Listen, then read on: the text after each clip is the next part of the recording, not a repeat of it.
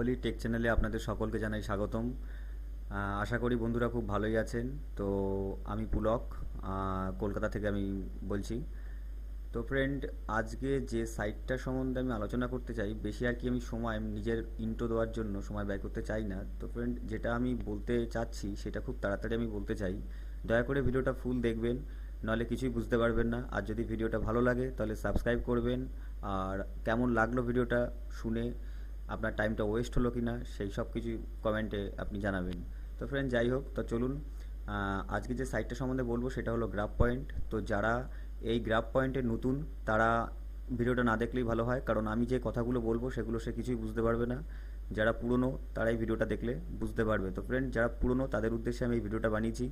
তো ফ্রেন্ড, চলুন দেখানো যাক যে কি করব আমি আজকে। তো ফ্রেন্ড, অনেক ফ্রেন্ডই আছে যারা গুগলে গিয়ে সার্চ করে যে how to hack graph point, graph point আমি কি করে হ্যাক করতে পারি। তো আর নানা রকম সাইট খোলে, যে সাইটে লেখা থাকে যে ব্লু স্ট্যাকের মাধ্যমে আপনি গ্রাফ পয়েন্টকে হ্যাক করতে পারেন, নাকি ব্লু স্ট্যাককে ডাউনলোড করার পরে গ্রাফ পয়েন্ট ডাউনলোড করলেন। এবার ব্লু স্ট্যাক যখন আপনি প্লে স্টোর থেকে যখন গ্রাফ পয়েন্টটাকে ডাউনলোড করতে যাবেন, তখন ব্লু স্ট্যাক চাচ্ছে যে আপনি কোনো ইমেল আইডি যোগ করবেন কিনা ব্লু স্ট্যাকে।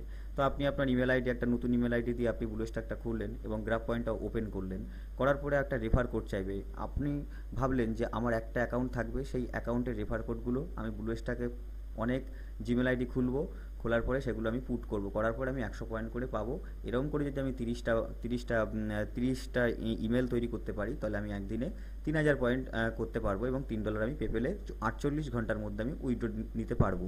তো ফ্রেন্ড, এই পথটা একদম বাঁচবেন না, এটা খুব ভুল পথ। কারণ আপনি 3000 পয়েন্ট আর্ন করতে পারবেন মেইন প্রোফাইলে আপনার, কিন্তু যখন আপনি উইথড্র দেবেন তখন আপনার অ্যাকাউন্টটা করা সাসপেন্ড করে দেবে, যেটা আমার সাথে ঘটেছে। চলুন দেখাচ্ছি আমি কীরকমভাবে ঘটেছিল জিনিসটা। তো ফ্রেন্ড, এইটা আমার মেইন প্রোফাইল ছিল। তো এটা যখন আমি সাবমিট দিচ্ছি, তখন এরা রং পাসওয়ার্ড বলছে, কারণ এই অ্যাকাউন্টটাকে আমার সাসপেন্ড করে দিয়েছে। তারপর যখন আমি তাদেরকে ইমেল বক্সে জানালাম যে কেন আমার অ্যাকাউন্টটাকে সাসপেন্ড করেছে, তখন তারা বলল যে আমি ভুলভাবে রেফার করছি। তো ফ্রেন্ড, এটা সাইট দেখে যদি আপনি এরকমভাবে চলেন, তো আপনার অ্যাকাউন্টটাকেও বন্ধ করে দেবে ওরা। তো এখানে আপনার কোনো লাভ হলো না। 1000 পয়েন্ট করতে গেলে মিনিমাম খাটতে হয়।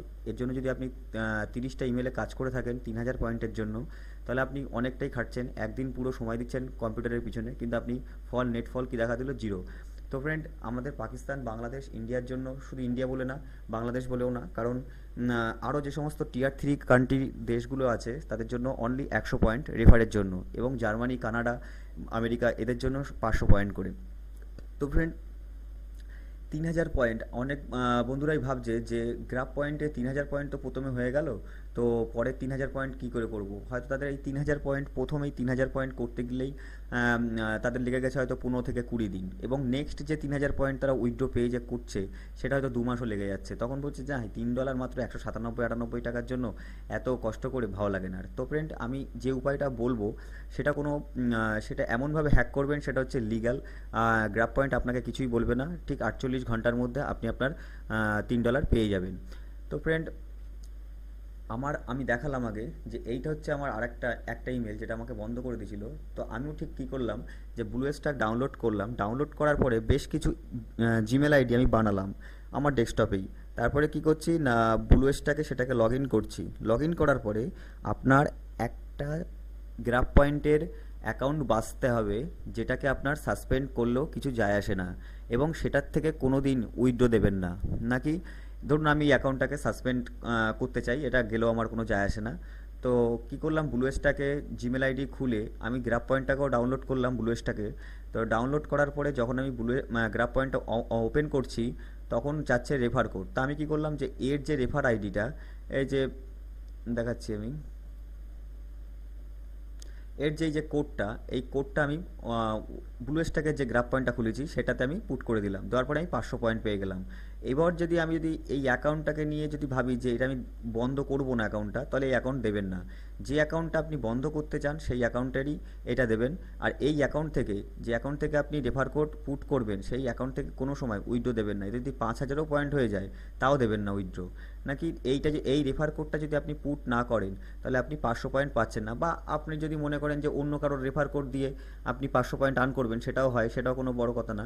তো আপনি যদি মনে করেন যে না আমার সব অ্যাকাউন্টই চালু থাকবে, কোনো অ্যাকাউন্টই সাসপেন্ড না করুক, সেটাই ভালো হয়, তো আপনি আপনার রেফার কোড দিয়ে কোনো মানেও নেই। আপনি যদি তুলতেও পারবেন না রেফার এই প্রোফাইলটায়, তো আপনি লোকের রেফার আইডি দিয়েই আপনি করে 500 পয়েন্ট আর্ন করতে পারলেন।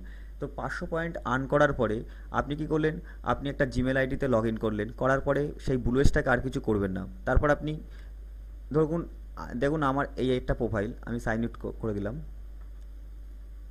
আমি আর একটা অ্যাকাউন্টে যাব, তার জন্য কি করতে হবে, এখানে আমার আছে 2700 সামথিং, দেখলেন আপনারা। তো এখান থেকে আমি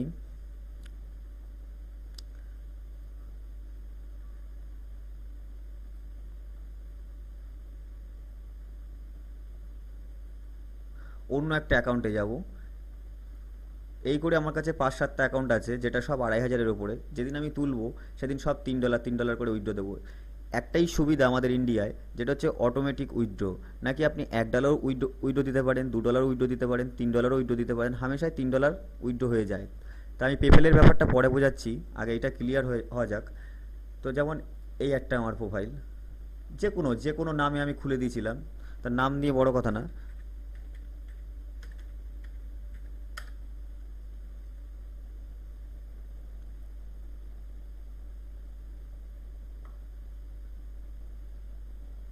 ব্লুয়েস্টটাকে সাইন ইন করার পরে আপনি ওতে কোনো কাজ না করার ভালো, দরকার নেই, জাস্ট আপনি সাইন ইনটা ব্লুয়েস্ট্যাকের মাধ্যমে করবেন।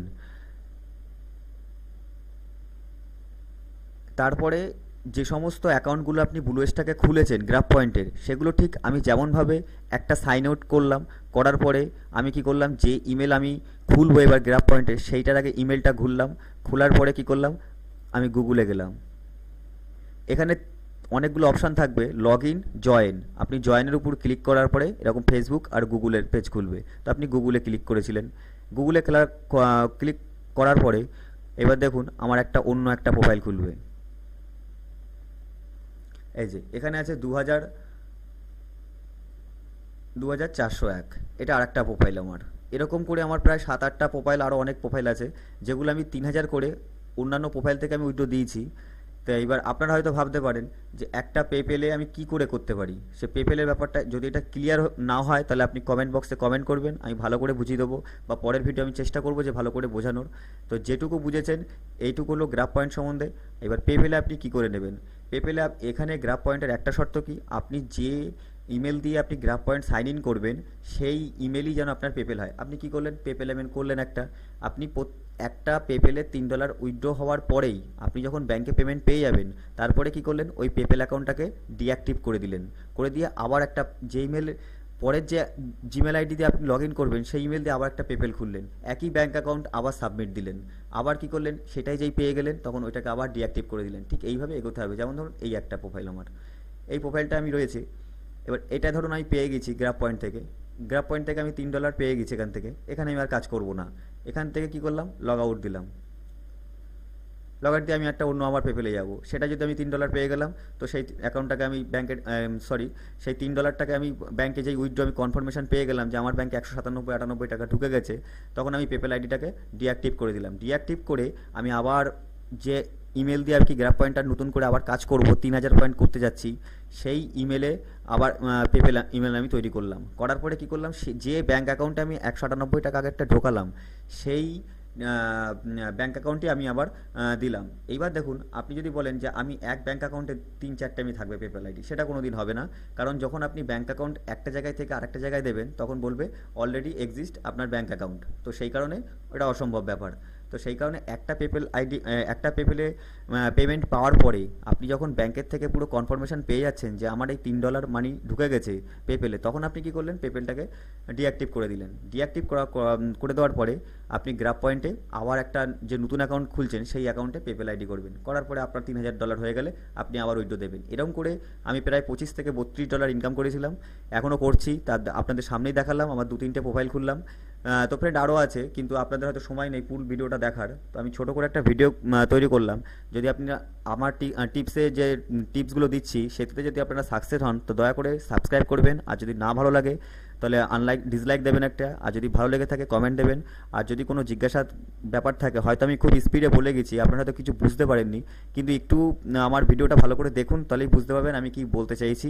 কারণ ব্লুয়েস্টটাকে খুলে সমস্ত কিছু দেখা অসম্ভব ব্যাপার, তাহলে ভিডিওটা অনেক লং হয়ে যাবে, অনেকে বোরিং ফিল করবে। তা আমি জাস্ট বলে দিলাম যে এইভাবে কাজ করুন, আপনারা অবশ্যই $3 করে পেয়ে যাবেন। আর ব্লুয়েস্টটাকে যেভাবে সাইডে লেখা আছে ওইভাবে করবেন না, আপনার কিন্তু গ্রাফ পয়েন্টের পুরো অ্যাকাউন্টটাকে ওরা বন্ধ করে দেবে।